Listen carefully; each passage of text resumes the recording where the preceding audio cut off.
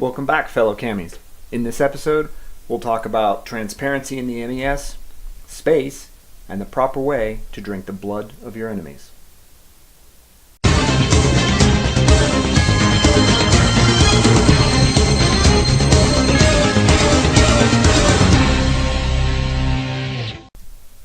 In local news, the winner of the Apocalypse VST election is none of the above.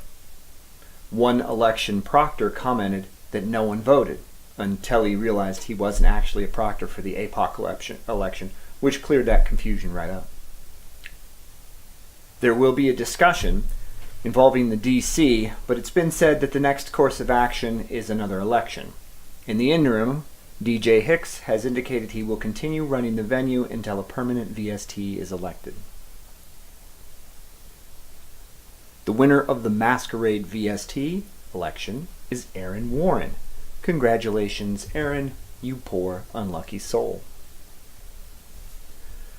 The Maryland DST has issued an all-call for the position of Apocalypse VST. The application period will be open from 11/17 to 11/24/2017 at 11:59 p.m. Eastern Time, which is probably yesterday. The applications will then be posted for 1 week's time for a question and answer period. After the Q&A, a voting period will then begin. Applications should have included your name, your CAM number, contact information, vision of what you would like to accomplish in the position, your CAM resume, which is a summary of your experience in the CAM, and any relevant external experience. A description of any offenses for which you have received a DA in the past 2 years, a statement verifying you are a paid member of the MES, and possibly a bribe. Applications should be sent to the Maryland DST, and I will include this all in the doobly-doo down below. Kelly Pool's PC in Masquerade, Quintus, has offered to host the next gathering, and part of that event will be a gift exchange. This will be done during the Masquerade game, currently scheduled for December 2nd. It's both an IC and an OOC sort of thing. There will be a white elephant exchange. Don't worry, they're not actually exchanging elephants, for those of you who are concerned. The basic idea here is to get some kind of outlandish, kitschy, or silly gift, wrap it, then set about a game of picking, swapping, and opening them. Participants will draw numbers for the order the gifts are chosen. Then, starting with the second person, each will have a choice of picking a new gift or picking one which has already been opened.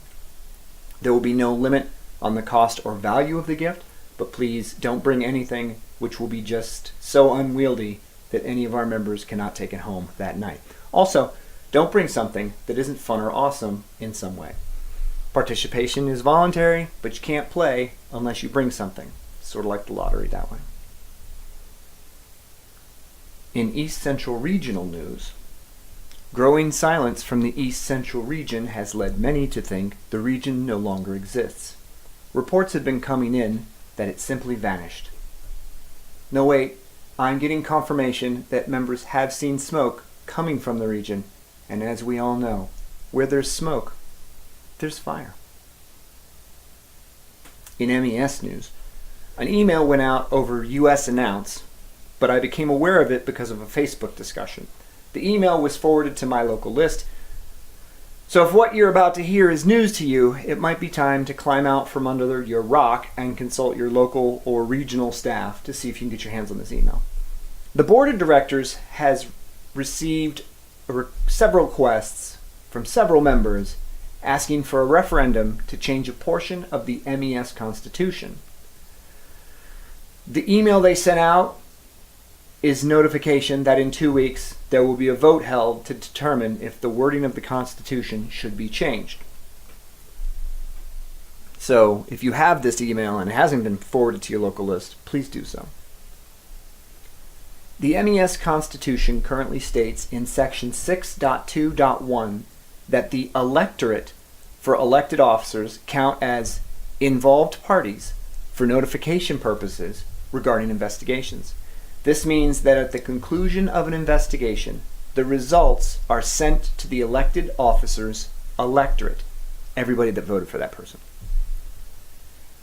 In the case of a VST, this is those on the VSS. In the case of a director, this is sent to the entire MES membership. The current wording of the section is 6.2.1. For investigations into actions taken by elected officers, at a minimum, all electors for that office are considered involved parties. The proposing members feel that this section of the Constitution is detrimental in that it implies investigation conclusions, even without a disciplinary action being issued, are to be reported, which could generate unfair or inaccurate rumors, as opposed to fair and accurate rumors. When wrongdoing is found, it could lead to a situation where that information is used to harm a member's non-club reputation, as if that doesn't already happen and won't happen anyway. And or within the club, a poorly worded notification can be detrimental by implying a greater or more serious offense than was committed, or, strangely, a less serious offense.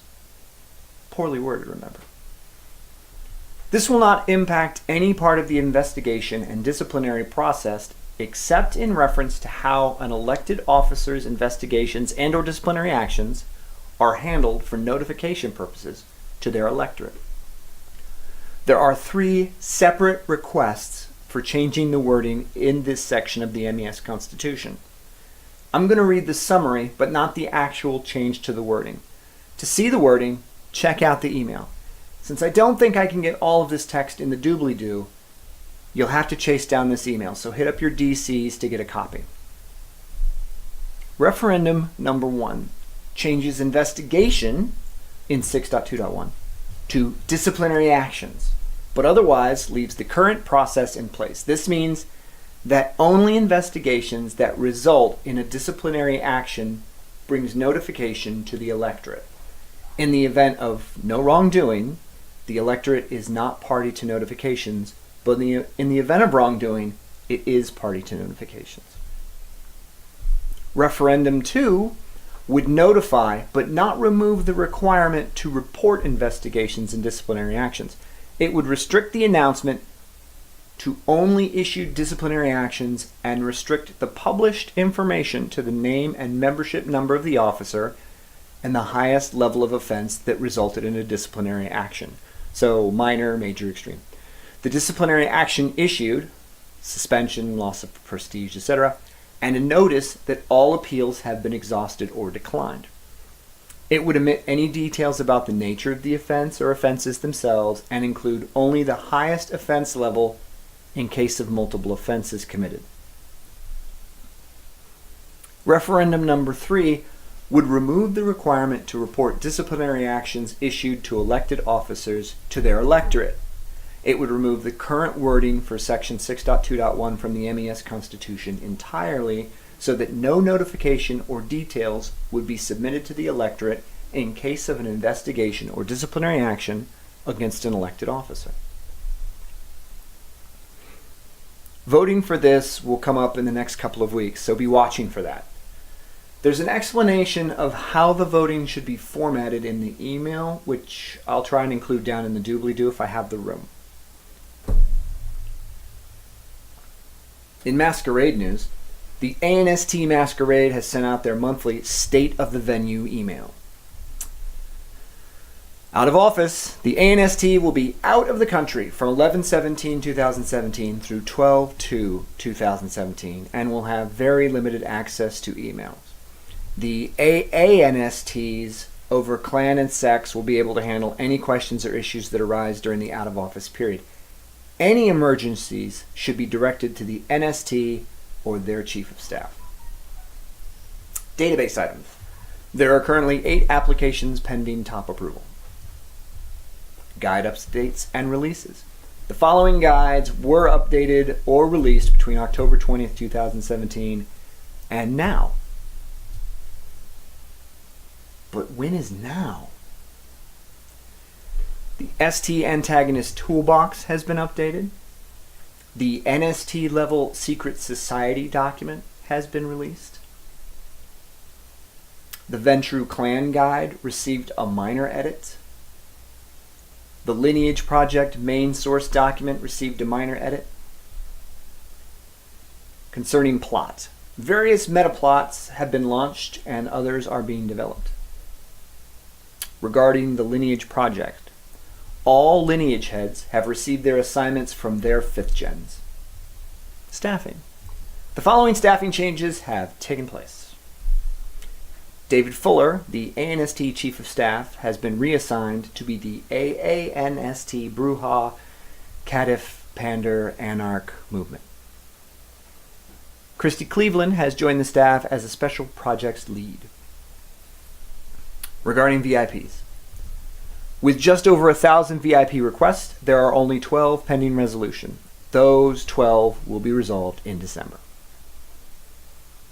Friendly reminder from your AANST Dark Places on the Map World Building Wikis. Talk about a long job title. As stated at the top of each of these wiki pages, the only people who should be editing these wikis are members of the NST staff unless you are given permission to do so by said staff members. If you are waiting for one of your entries to be added or have concerns about something that has been put onto the wikis, please contact the AANST Dark Places on the Map via email, which will be in the doobly-doo down below.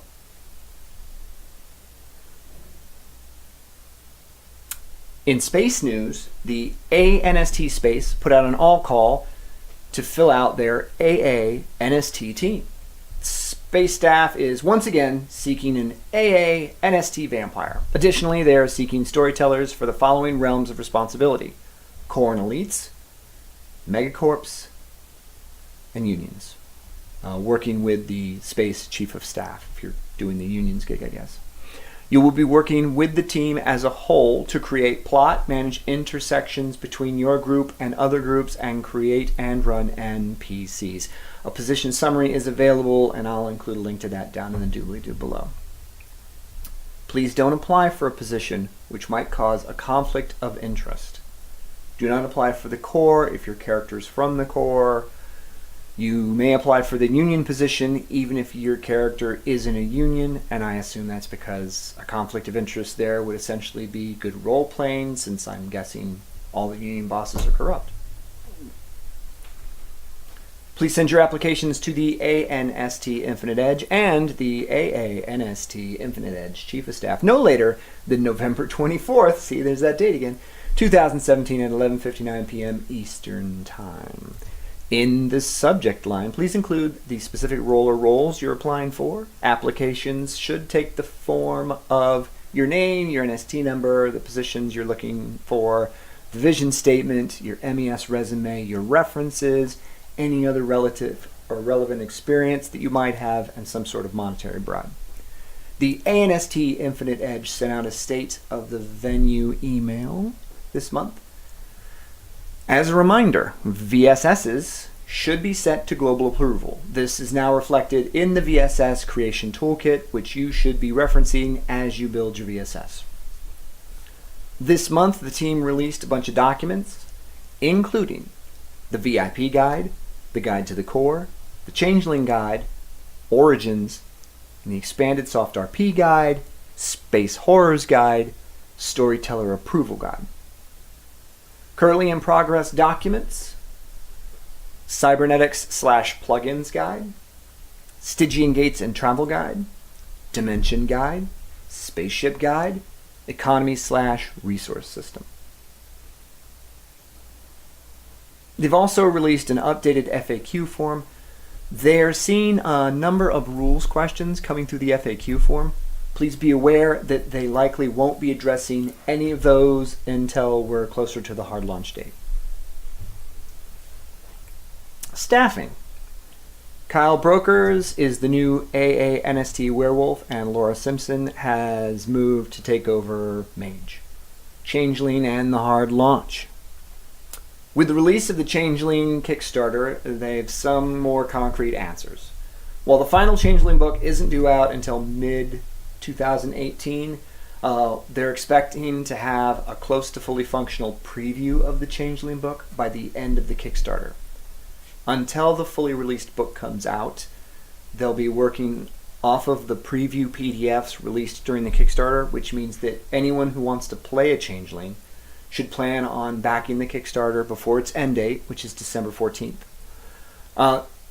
They'll make any adjustments necessary when the final PDF comes out, but they're not anticipating anything major. They're also updating the Changeling Guide as new material is released, and it will be finalized soon after the Kickstarter closes. What that means for launch is that the team is planning to go full hard/mechanics launch in February in order to give everyone some time to review the new material and give the team time to update all the relevant documents as necessary. Editorial moment. A referendum to change the MES Constitution is in the pipe. More or less transparency seems to be the question. It only seems to apply to those in elected positions, so the key here seems to be if you want to be a jerk, just don't run for elected positions in the MES, and no one will ever know, right? Right. These are the sorts of things that cause the MES to bleed membership. No matter how the vote goes, there'll probably be a few people who call this their end in the MES, and there will be those who think, no matter who leaves, that we're better off without them. Get the email and read it. It's not an easy read, but you are going to be asked to vote on it, and you want to be as informed as you can before you do that. Listen to debates on the topic, but don't contribute to toxicity. Make up your mind and vote how you think it should be. However you vote, vote. That's it for this episode of the MES News. I'm your host, Darren Hansen. If you like what I do here and you want to see more of my incoherent ramblings, please perform the ritual of like, share, and subscribe. Until next time, keep LARPing.